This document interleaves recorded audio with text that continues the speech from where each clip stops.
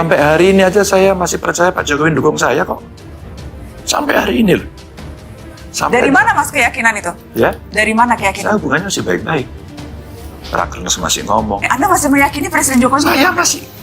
Mas, relawan-relawan besarnya Pak Jokowi dukungnya Pak Prabowo ya Mas? Enggak. Projo, Enggak. kemudian apa Samawa, atau pokoknya relawan-relawan yang besar. Cuma dua Anda bila nyebut. Yang lain enggak. Projo untuk Ganjar. Dah, ya udah deklarasi juga. Siapa lagi Anda sebut? Yang semua tiap hari dengan mereka. Sekarang Anda boleh lihat, dicek tiap hari dengan saya. Mereka yang biasanya daihat keras juga ke saya gitu kan. Nah, saya membridging itu, sabar. Yang dikhawatirkan oleh kita selama ini memang terjawab gitu. Kalau Pak Jokowi itu bukan karena PDIP, Pak Jokowi bukan siapa-siapa.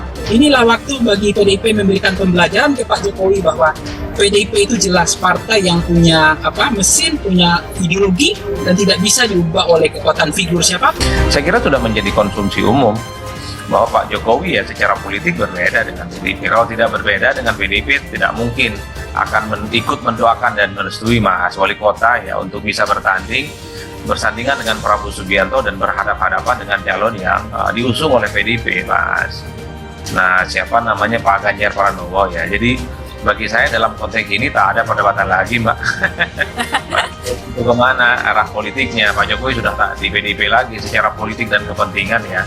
Karena kalau bicara tegak lurus ke partai ya tentunya akan samikna wa ta'na mendukung capres yang sudah diusung oleh PDIP Ganjar Pranowo. Persoalan ini bukan persoalan bagaimana kita memilih pemimpin bangsa kita ya. Ini bukan cuma sekedar persoalan seorang anak direstui oleh bapaknya menjadi cawapres untuk maju di dalam Pilpres 2024 ini ya. Tapi ini persoalan terkait dengan apakah patut atau tidak patut, apakah kemudian ini juga sesuai dengan aturan hukum yang berlaku atau tidak, dan sebagainya. Kalau misalnya Jokowi itu bukan Presiden Republik Indonesia yang sedang berkuasa, saya yakin itu tidak akan ada masalah.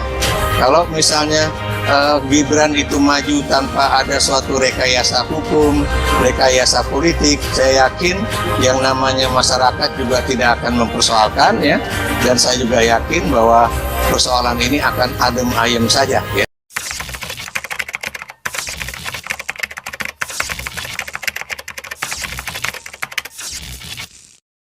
Jadi tetap saya melihat Pak Jokowi ingin memberi semacam balancing of support gitu ya, baik kepada Prabowo maupun ke Ganjar. Cuma sinyalnya lebih menguat ke Pak Prabowo. Bayangkan baru pulang dari Hiroshima, Jepang, yang pertama kali ditemui adalah Pak Prabowo.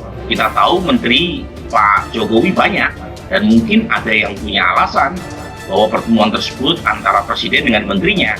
Tetapi kenapa pertemuannya lebih intensif dan mungkin menteri yang relatif paling awal dipanggil sepulang dari kunjungan kerja ke luar negeri hanya Pak Prabowo.